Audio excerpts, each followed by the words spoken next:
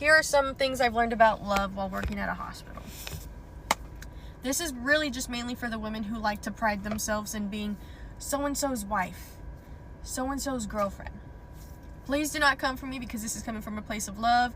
I've thankfully, and I'm so grateful for the experiences I've had to be able to be single, travel, live in different states, let alone a different country at one point.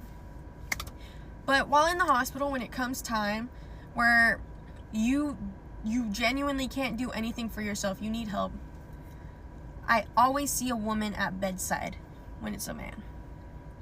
I always see wives, ex-wives, ex-girlfriends, friends, sisters.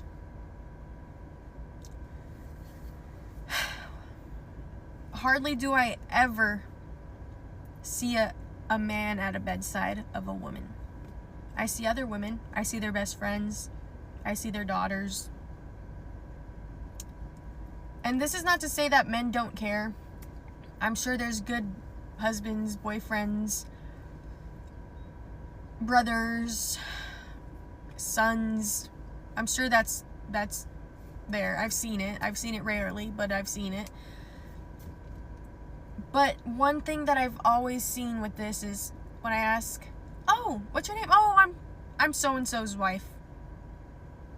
These women have poured, I'm mostly just focusing on the wives and girlfriends at this point. These women have poured their whole lives into their men.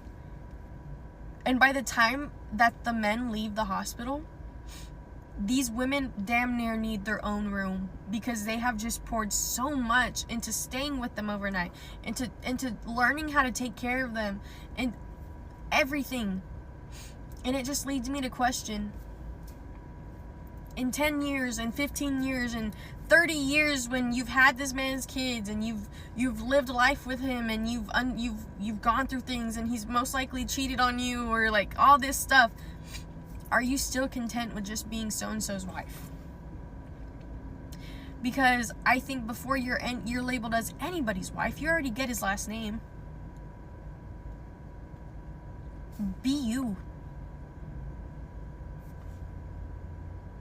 You owe that to yourself. You owe that to your ancestors. You owe that to your own bloodline, to your own kids.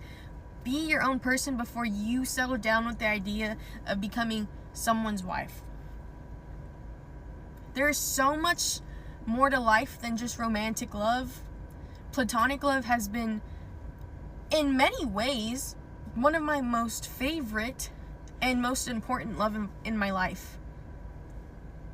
And the most fruitful relationships can come from that, way harder than romantic love, because with romantic love, there's always some type of, maybe, not always, but it's romantic, sexual reward for loving this person. Platonic love won't do that to you. So that's my message for the day. Take it from me.